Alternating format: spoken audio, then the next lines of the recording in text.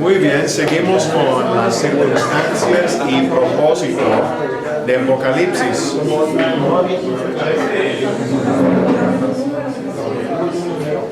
¿Listos? Bueno, la mitad sí, ¿verdad? Pues en Apocalipsis vemos que los creyentes tienen que escoger entre su lealtad a Cristo y las demandas del gobierno totalitario. El emperador... A ver, lo va a buscar. El emperador exige el culto, asimismo a pena de muerte, ¿sí? En el Imperio Romano. Y vemos en el reinado de Domiciano, vemos por primera vez a un emperador que exige el culto a sí mismo durante su propia vida y castiga a los que no le rinden culto. Domiciano, según una fuente, quería ser conocido como Deus praesense, que es latín para el presente Dios o el Dios actual, y como nuestro Señor y Dios, según Osborne en su libro. O sea, ¿qué es eso? Se mueve y se desconecta. Sí. Bueno, ok. Ahora, como los cristianos declaraban que Cristo y no César era el Señor, obviamente se enfrentaban a una hostilidad creciente y severa. Sin embargo, esta presión política para obedecer este mandato no venía necesariamente del gobierno central de Roma, sino localmente, cosa que vemos en otros casos con una persecución local. No debemos imaginar un proceso oficial y sistemático del Imperio Romano forzando a los ciudadanos a adorar a César. Cada ciudad o región hubiera forzado el culto al emperador de diferentes formas y con diferentes niveles de exigencia. Una cosa que descubrí leyendo esto, para que no se estire, ok, gracias, es que las ciudades competían por favores de parte de Roma, ¿sí? Obviamente Roma era muy poderosa, la capital, podía darles dinero, favores, podía protegerles con su ejército, podría traerles comercio, etc. Entonces había mucha presión a nivel local de ser pues las ciudades favoritas de Roma. Ahora, obviamente si gran parte de la población no quería rendirle culto al emperador, una manera pues obvia y relativamente fácil de agradar al emperador, agradar al imperio, obviamente los otros ciudadanos locales iban a castigar y perseguir a los cristianos que no querían formar parte de esto, ¿no? Es como a veces aquí, tal vez en México, en los pueblos chiquitos, cuando hay fiestas patronales y los cristianos de esas partes no quieren participar, pues se levanta un enojo enorme, pues es que son las tradiciones nuestras. Si no quieres, pues salte de aquí, no perteneces, ¿no? Entonces fue lo mismo allá en este imperio romano. Ahora Juan, por ejemplo, en dos de las cartas chiquitas a las dos ciudades, por ejemplo, a la carta o la sección a los creyentes en Esmirna, menciona que se acerca una oposición en 2:10. Y Juan les comenta a los de la iglesia en Filadelfia que viene una hora de prueba. Menciona que Antipas y otros ya han dado sus vidas. Juan escribe para consolar a los cristianos que experimentaban oposición y persecución formidable e inspirar esperanza a ellos. Juan escribe para animar a los fieles a resistir con toda firmeza la insistencia de adorar al emperador.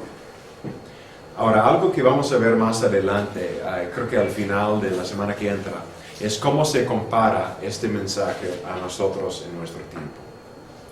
Nosotros no vivimos en ningún imperio, necesariamente un imperio como era el Imperio Romano, No vivimos en una sociedad que necesariamente nos exige que rindamos culto a un hombre, a un rey, a un emperador.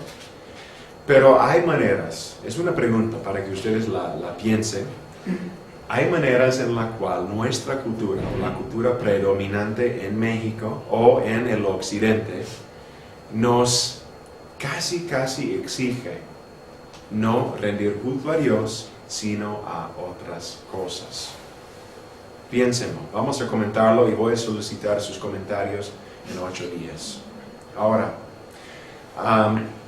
otra mención de las circunstancias. Vemos aquí, sobre todo en los capítulos 2 y 3 de las cartas individuales a las iglesias, un trasfondo no solamente de religión pagana, de insistencia de adorar al emperador, sino también algunos problemas internos de las iglesias. Por ejemplo, hay mención de herejías y prácticas abominables. Hay mención de conflictos con sinagogas judías. Hay mención de apatía dentro de las iglesias a causa de la prosperidad económica que algunos tenían. Entonces, estas 7 cartas también son exhortaciones no solamente para no rendir culto al emperador y mantenerse firme en su fe, sino también de remover la maldad entre ellos en preparación para este tiempo de tribulación. Si las iglesias van a poder sobrevivir la persecución, tienen que esforzarse, tienen que fortalecerse, espiritualmente. Como mencionamos antes, Juan mismo ha sido exiliado a la isla de Patmos, probablemente el sitio de una colonia romana penal, por sus actividades como misionero cristiano. Y algunos, en contraste a Juan, advocaban una postura de compromiso. Vamos a leer capítulo 2, 14 al 15. Juan Carlos, ¿puedes buscarlo, por favor? Capítulo 2, 14 y 15, y también el versículo 20. 14, 15 y 20. Y 20. ¿Cómo era lo que decían algunos acerca de su postura ante el imperio romano? ¿Qué decían? Pero tengo unas pocas cosas contra ti, que tienes allí a los que retienen la doctrina de Balaam, que enseñaba a Balac a poner tropiezo ante los hijos de Israel, a comer de cosas sacrificadas a ídolos y a cometer fornicación. Y también tienes a los que retienen la doctrina de los Nicolaitas, la que yo aborrezco.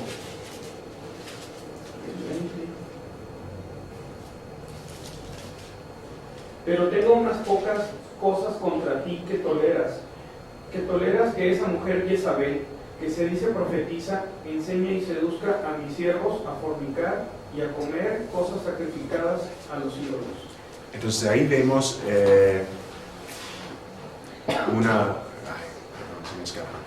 la palabra de Juan, ¿no?, corrigiendo estos errores, diciendo, hay algunos entre ustedes que aceptan estas prácticas como si fueran normales y o aceptables para cristianos, debido a su contexto, debido a su cultura, y dice, esto no debe tener ningún lugar entre ustedes. Él menciona esto porque quiere que esta influencia ya presente dentro de ellos, esta influencia sutil, no socavara la determinación de los creyentes de mantenerse firmes en los días peligrosos que estaban por venir. Él informa a sus lectores que la batalla final, esta batalla de Armagedón, ¿así se dice? Armagedón. En esta batalla final entre Dios y Satanás es inminente. Y Satanás incrementará su persecución de los creyentes, pero ellos deben mantenerse firmes hasta la muerte. Juan revela que la última victoria de Jesucristo será sobre sus enemigos. Los destinatarios podrían ubicar su difícil situación local dentro de una perspectiva más amplia y universal. Ahora, es una cosa decirlo y es otra cosa vivirlo, ¿verdad? Si estás siendo perseguido, si estás siendo castigado, martirizado en un contexto del imperio, de sus vecinos, etc., pues claro, es muy difícil mantenerse firme. Aunque esta perspectiva más amplia, más universal, pues esperaríamos que les daría algo de firmeza, algo de más esperanza. Y lo mismo para nosotros, tener esta visión más amplia, porque la batalla sigue, ¿verdad? Y a lo mejor se empeorará al final la batalla entre Dios y Satanás. Vivimos igual que ellos, digamos, entre los tiempos, entre el ya y el todavía no, cuando Cristo vendrá por segunda vez para por fin acabar con la maldad, la persecución y todas las cosas chuecas en este mundo. Ahora, Él insiste que ellos están sellados contra cualquier daño espiritual y pronto serán vindicados cuando Cristo viene otra vez. En ese momento, como yo acabo de comentar, pero en otras palabras, los malvados serán destruidos y el pueblo de Dios entrará a una eternidad de gloria y bendición. Bueno, es algo de mención sobre entonces las circunstancias y el propósito. Y quiero pedir sus impresiones y luego quiero hacer un comentario sobre algo que me impactó a mí después de este estudio de pues, las 8 semanas que estamos viendo. ¿Algo que quieren comentar ustedes acerca de circunstancias y propósito de Juan? Yo quiero comentar algo, cuando yo comenté, a lo mejor lo vieron antes de que llegara, pero algo que a mí me llama mucho la atención de todo el Apocalipsis es el inicio del Apocalipsis, lo primero, el 1.1, ¿no? Que habla acerca de que esta es la revelación de Jesucristo. Yo creo que como ningún otro texto de todo lo que hemos leído hasta ahora, es muy claro que el mensaje a través del ángel, y que este ángel lo manifiesta para Juan, para que él lo escriba, es el mensaje de Jesucristo. O sea, es el mensaje que Jesucristo le da al mundo, no solamente a la iglesia de Jesucristo, sino al resto, o sea, a la humanidad, en el sentido de la revelación. ¿Y cómo termina? Porque al final el Apocalipsis dice, y aquel que guarde las palabras contenidas aquí, pues encontrará la salvación. Dice que tiene oído que oiga, ¿no? Lo repite en cada uno de los textos, pero dice, ya te fuimos tres veces, ciertamente vengo en breve. Y vuelve a decir, la gracia de nuestro Señor Jesucristo sea con todos vosotros. Trae una sentencia al final acerca de la importancia y de que estas palabras son de Dios, vienen de Dios y del Señor Jesucristo. Y dice, si alguno quitare las palabras de este libro de la profecía, Dios quitará su parte del libro de la vida. Y eso es una sentencia importante, porque yo no había visto en ninguna otra parte de la Biblia algo como eso, donde se haya una sentencia en el sentido de que esta es palabra de Dios y no puede ser tocada, ¿no? En muchas partes de lo que hemos leído se presupone que si es palabra de Dios debe ser cuidada y respetada, pero aquí es muy claro. A mí eso se me hizo fuertísimo, ¿no? Porque y aguas, ¿no? O sea, sí, aquí no está. solamente si no guardas las palabras, sino además si las alteras, ¿no? Y esto es algo que me da me llama mucho la atención en el caso del Apocalipsis, y dice, yo soy el Alfa y el Omega, hacia el final ya del Apocalipsis, dice, y el principio y el fin, y el primero y el último. Entonces, primero se presenta como el libro de la revelación de Jesucristo, y al final dice, yo, el que está diciendo esto, soy el Alfa y el Omega, el principio y el fin, el primero y el último. Bienaventurados los que lavan sus ropas para tener derecho al árbol de la vida, para entrar por las puertas de esta ciudad. Es impresionante, eso es como el mensaje final, como el cierre de todo lo que involucra desde el Antiguo Testamento y todo el Nuevo Testamento. Sí. Por eso siento yo que después del libro del Apocalipsis ya no se agregó nada, porque este mensaje completo ya se terminó. Sí. Buenísimos comentarios. Ahí vemos algunos vínculos entre el comienzo y el final del libro, cosa que vamos a enfatizar más en 8 días, su estructura, cómo está armado como libro. Y también lo que mencionas en el capítulo 21, 22 al final es muy climático, ¿no? Hay un clímax muy fuerte, y de hecho hay un autor, recomiendo este comentario, si ustedes buscan algo sobre el libro. Se llama Más que Vencedores, por William Hendrickson. Más que Vencedores.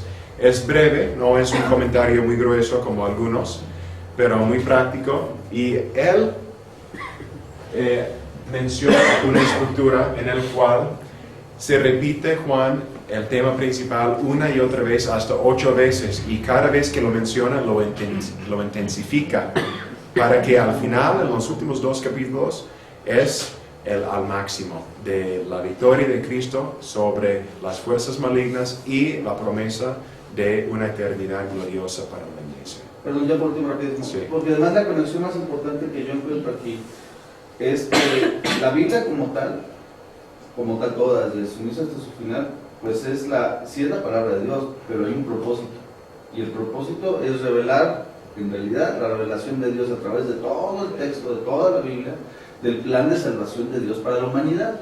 Ese es el fundamento de la Biblia, para eso fue escrita. O sea, todo en su contexto es un solo propósito, el plan de salvación de Dios revelado al mundo. Y aquí en Apocalipsis se revela y se ratifica de una manera muy fuerte, muy clara, que es a través de la fe en Jesucristo y que es a través de esto que viene la salvación para el mundo. Entonces, no solamente es la conexión con el Antiguo Testamento, no solamente, sino es la conexión con todo el propósito de Dios, y solamente a través de seguir en la fidelidad con Dios es que se puede encontrar la salvación, y el que no, pues será perdido para siempre. O sea, no hay ya mucho que agregarle o quitarle. Cuando uno lee todo el texto te das cuenta que es el libro que está más intenso y es un resumen desde el Antiguo hasta el Nuevo Testamento, ¿no? Sí. En el propósito de Dios. Gracias. Juan Carlos, último comentario, Sí, por favor. bueno, dentro de los propósitos, no sé si tiene que ver mi crecimiento y el conocimiento de la palabra es que Dios es inmutable y la salvación no se pierde. Y leyendo en Apocalipsis 3:5, lo voy a leer así brevemente para ver si me puede sacar de la duda. El que venciere será vestido de vestiduras blancas y no borraré su nombre del libro de la vida. Vamos a seguir un poco más. Pero borrar, pues en el español que tenemos es como que ya está escrito y te van a borrar. ¿Cómo uno aterriza eso? Pues así menciona, pero él dice en los que perseveran, los que realmente, pues ahí van a estar sus nombres, ¿no? Ahora, si lo tomas al revés, pues no menciona lo que pasa, ¿no? No sé qué más que decir, o sea, no los borraré, bueno, ahí están escritos, no los voy a borrar, no los voy a quitar. Sí. Se da a entender de que están todos escritos, o sea, sin la necesidad de borrar. de ser borrado. O sea, el que no es algo, pues. Aquí la pregunta concreta es: ¿se pierde o no se pierde la salvación? Pues no se pierde. Así, la pregunta concreta a lo que se pierde. Sí, no se pierde. Pero hay algunos que parecen ser cristianos que no son. ¿Sí? Y hay iglesias cristianas que alegan, en base a 2 o 3, manifiestan a base de 2 o 3 versículos que sí se puede perder la salvación. Yo digo que no. Sí. Edna. Lo que está diciendo Juan Carlos, yo voy al punto de que efectivamente la salvación no se pierde, pero nuestro trayecto desde que estamos en este mundo hasta que vamos a ir con el Señor, esa es lo que nosotros vamos a reflejar, porque pudiera ser que a mitad de camino alguien desista, ¿sí? Y se salga del camino, ¿sí? El que se sale del camino y no sigue, lógico que pierde. Pero los que estamos perseverando, los que vamos perseverando y los que vamos caminando, no he terminado, ¿sí? Pues lo que tenemos que enfatizar es que sí es un misterio, ¿verdad? Porque nosotros vemos las cosas desde una perspectiva humana y Dios, claro, de una perspectiva divina, ¿no? Pero la enseñanza clara de la Biblia es que Dios preserva y permite que perseveren sus elegidos. Sí, desde ahí el la Biblia principio. dice el motivo por el cual se pierde. Yo no estoy hablando de más, ni estoy diciendo mi punto de vista, ¿sí? A lo que yo voy, que en el camino, la Biblia lo dice. No lo estoy diciendo yo, la Biblia dice.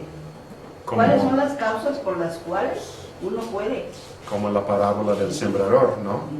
Que algunos aparentemente tienen fe, pero luego se ahogan, etc., ¿no? Se ahogan la fe. Yo no voy a decir Entonces, Es que nunca tenían. Es que nunca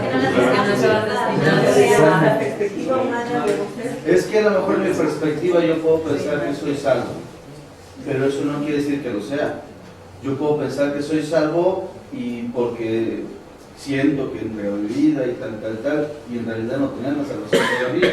Por eso, si persevero, obtengo la salvación. Obtengo la salvación realmente, pero no es mi perspectiva, es desde la perspectiva de Dios, no desde mi perspectiva personal. Yo soy salvo al momento en que recibo la salvación, pero yo no tengo una idea de que soy salvo. ¿Puedo vivir engañado el resto de mi vida? Bueno, es un tema para otro día. Sí, vamos a seguir. Pero el Buenísimo. 17 lo dice. Ok. Yo creo que tiene que ver con si lo haces de dientes para afuera.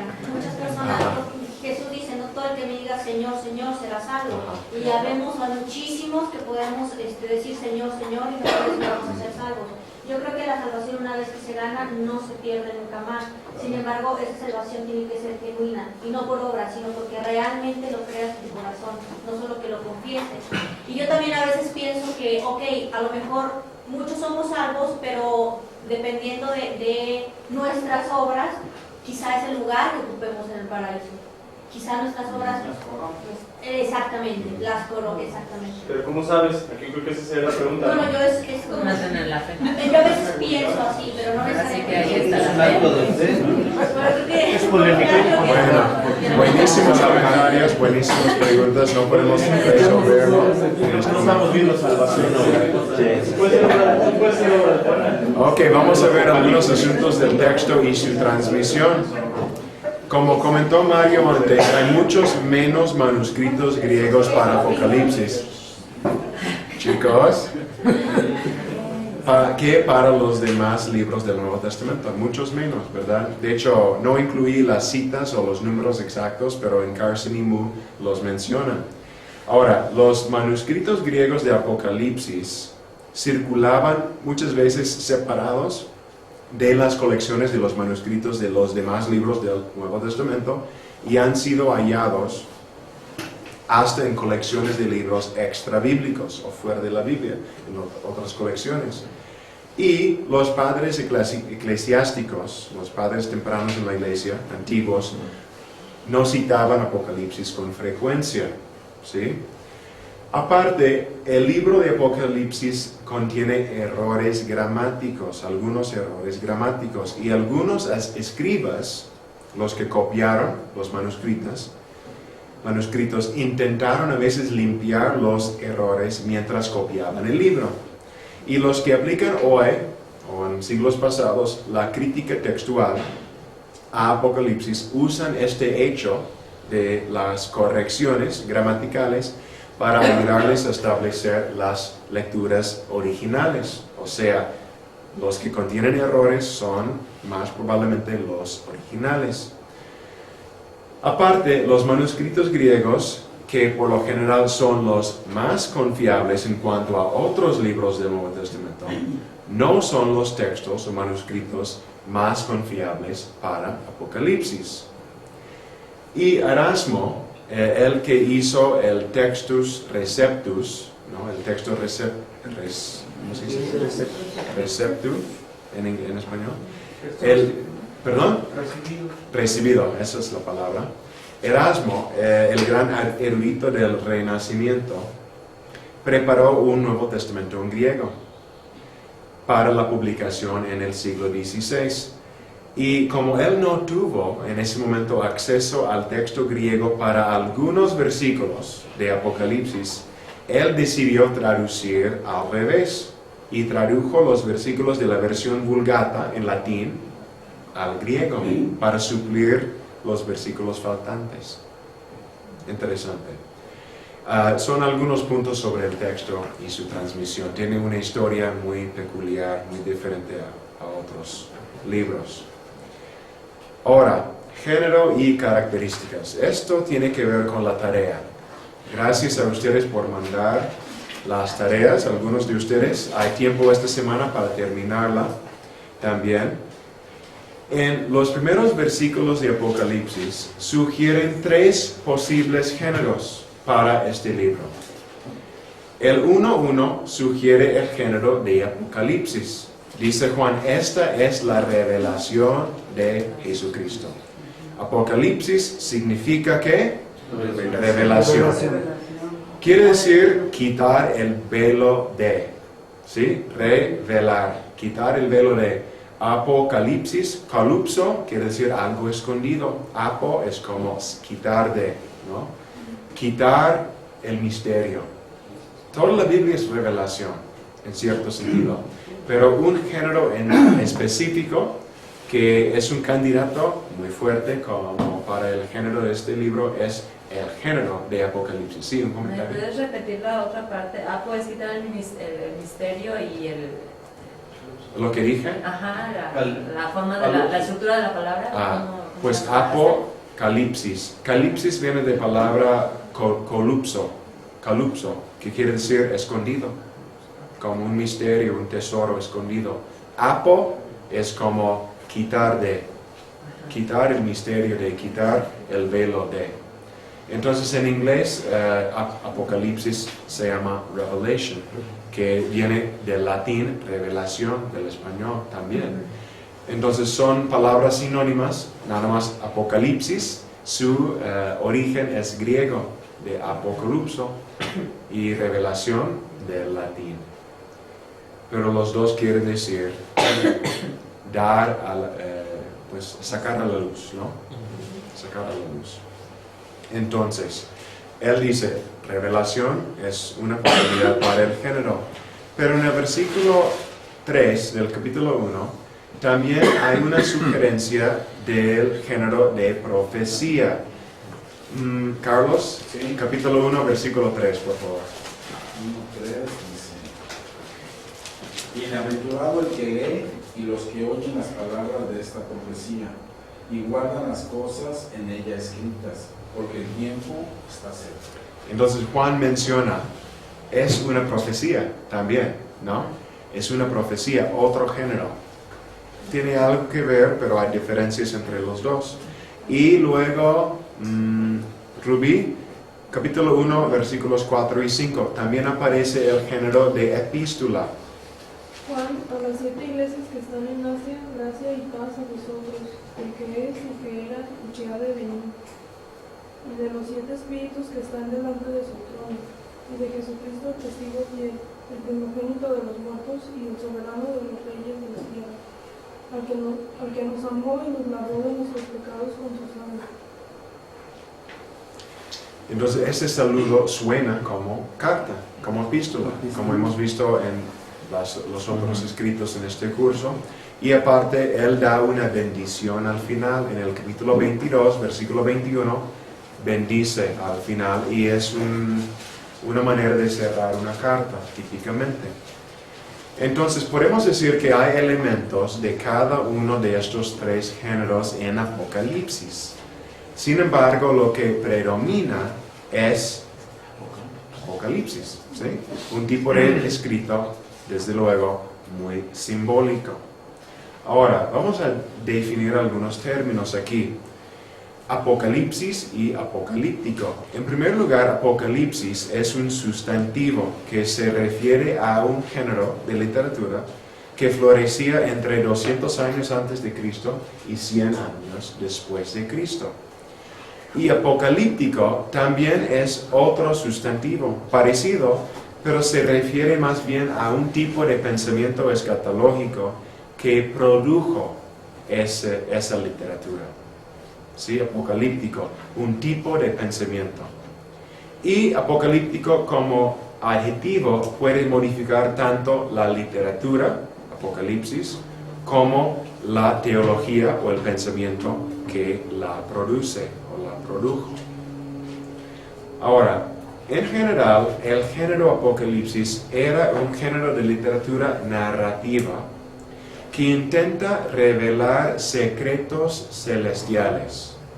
Revela secretos celestiales a través de un intermediario extraterrestre, como un ángel, a un personaje importante del pasado por medio de visiones. Suena raro, ¿no?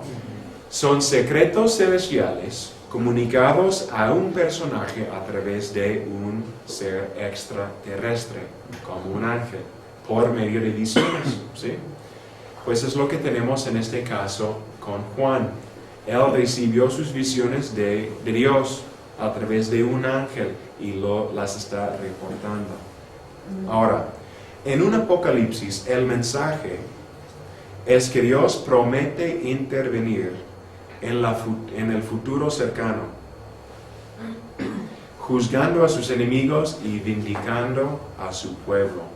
Entonces, el trasfondo de casi cualquier escrito apocalíptico es la opresión, la persecución y la desesperación. Y lo que anuncia el autor es que a través de las visiones celestiales Dios va a entrar y romper con este ciclo y cambiar las cosas. Entonces la función es estimular a los lectores a que perseveren, mientras tanto, en medio de sus tribulaciones. Un apocalipsis o los apocalipsis dan vuelta a la realidad. La visión celestial se presenta como el mundo real y el mundo actual se presenta como momentáneo e ilusorio. Las cosas no son como parecen. Parecen así, pero no son así. Son de otra forma. Es el mensaje típico de un apocalipsis. Ahora, los apocalipsis presentan un contraste agudo, un dualismo entre dos siglos, el presente siglo y el siglo venidero. Hay mucho pesimismo acerca del presente siglo y hay mucha esperanza por la intervención de Dios para llevar este siglo a su predeterminado fin y establecer un nuevo siglo, una nueva era. Los apocalipsis tienden a ser deterministas. El futuro es seguro y no puede ser alterado porque Dios lo ha preordenado según un calendario fijo e incambiable. Y por lo general, los apocalipsis son obras pseudónimas, pero Apocalipsis no sigue el patrón en cuanto a eso, porque el autor da su nombre. Están llenos de simbolismo, y aunque a nosotros nos parecen muy bizarras las visiones, Apocalipsis mismo provee varias pistas para su interpretación. Por ejemplo, no vamos a leer esos versículos, pero ahí están las citas. El autor mismo dice, las estrellas son ángeles, los candelabros son las iglesias, la gran prostituta es Babilonia o probablemente Roma, y la Jerusalén celestial es la esposa del Cordero, es la iglesia. Bueno,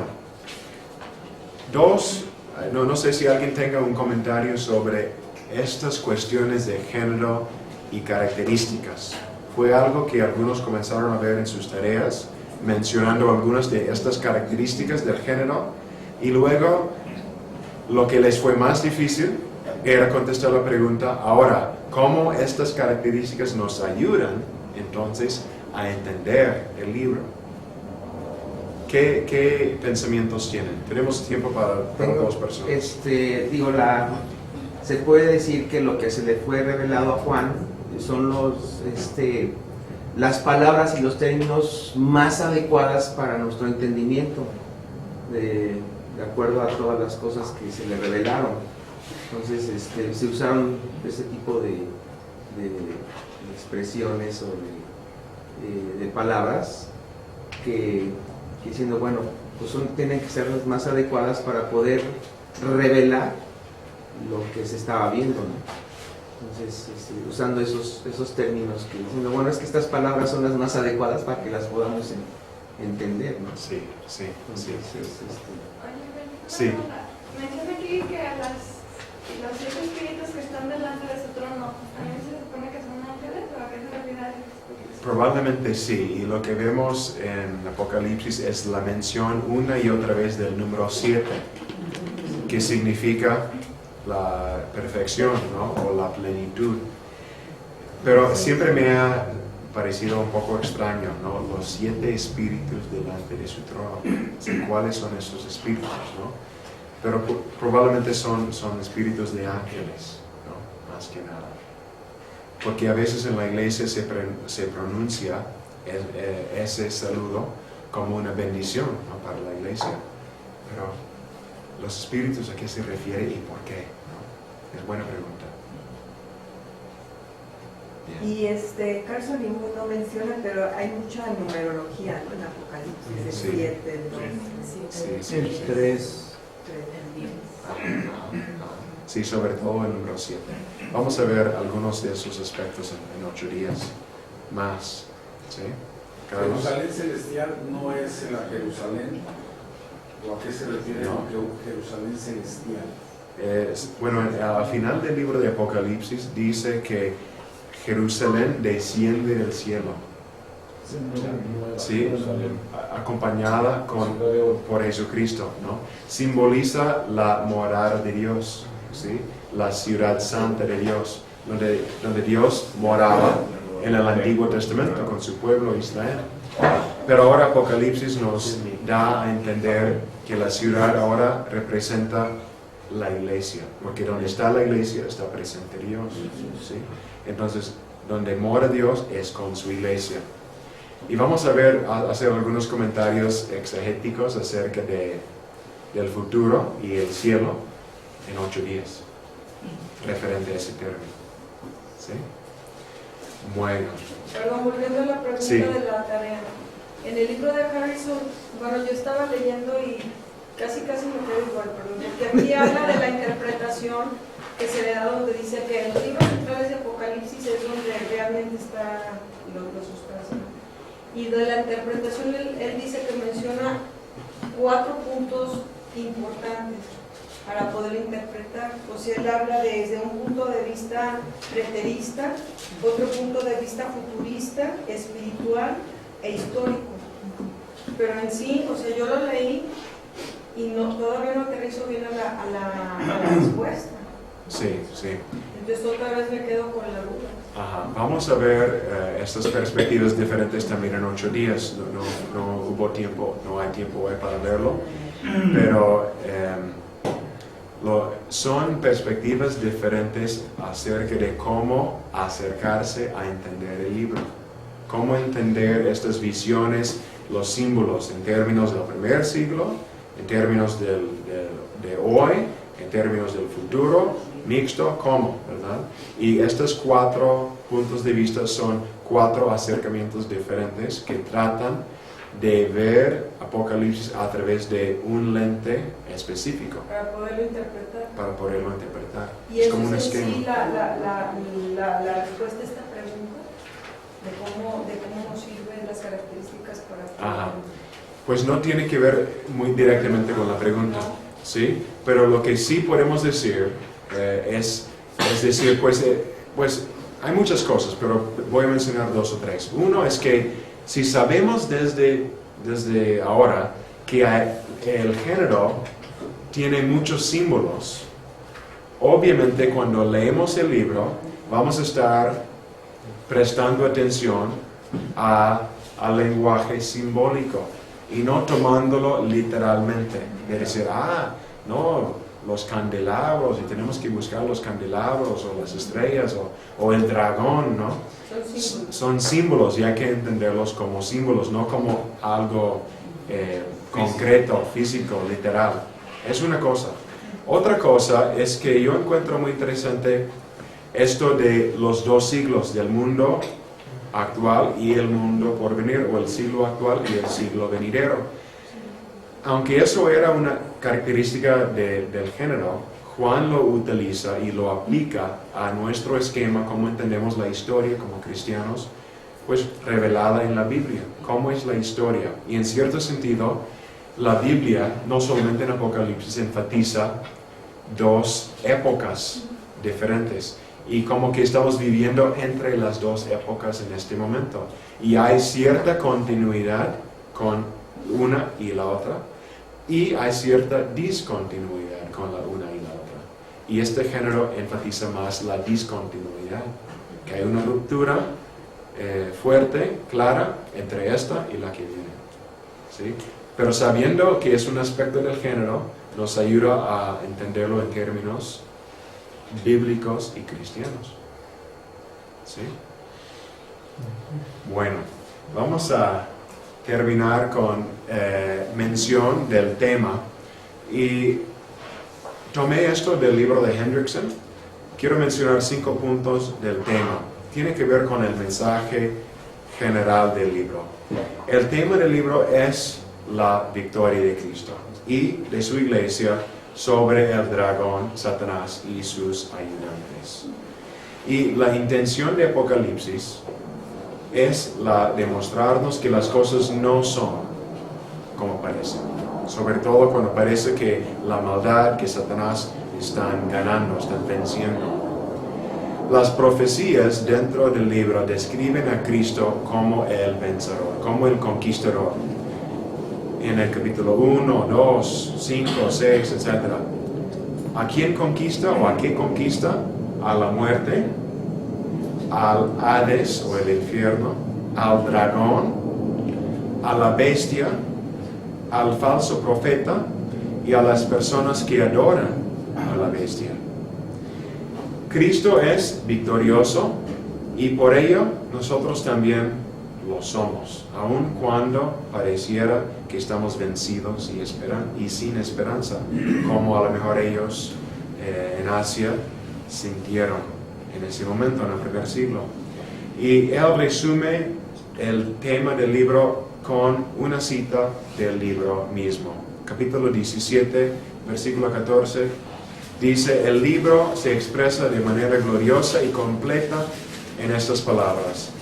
Pelearán contra el Cordero y el Cordero los vencerá. Porque Él es Señor de señores y Rey de reyes.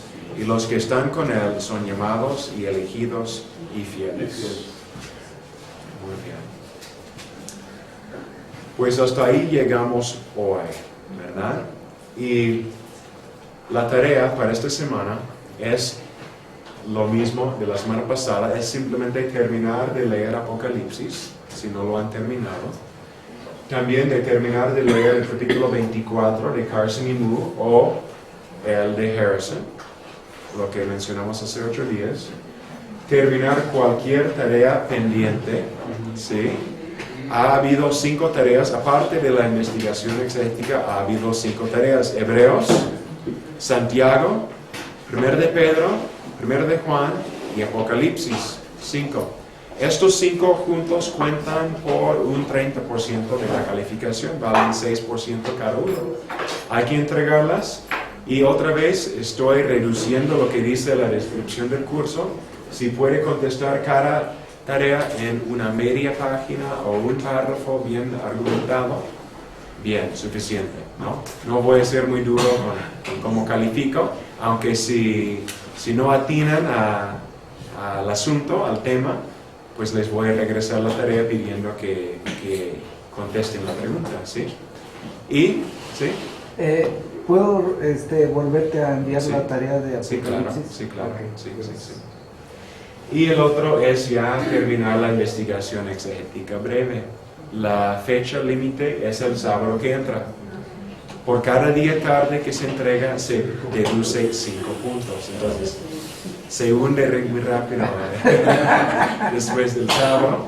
Pero gracias a los que ya me entregaron una copia casi final, estoy dando constantemente retroalimentación, aunque le debo a Isaú unos comentarios. Gracias por su trabajo en esto. Si tienen dudas sobre algún paso, me hacen saber, sobre todo el paso 6, estoy viendo que es lo más difícil. A Fabiola y luego a José Luis. Aquí en el plan que nos dice del estudio dice 23 de octubre, fecha límite para entregar el examen final. Este examen lo vas a dar la semana que entra y contestar una semana para contestarlo. Sí, voy a entregarles el examen en 8 días. Y la fecha límite del examen es en 8 días más. ¿Sí?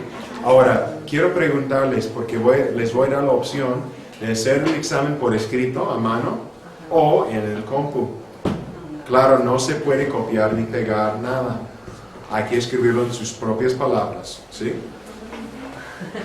¿Quién quiere un manuscrito, o sea, impreso? Para que yo traiga ciertas copias.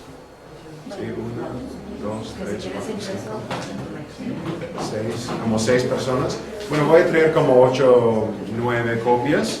A los demás los voy a mandar por mail y lo pueden contestar en un documento Word y me lo mandan, ¿sí? Nada más que hay una firma en la primera página que tienen que entregar impreso a la oficina o escanearlo y mandarlo por mail, ¿no? La primera página requiere su firma con su propia puño y letra, ¿no? ¿Sí? Bien.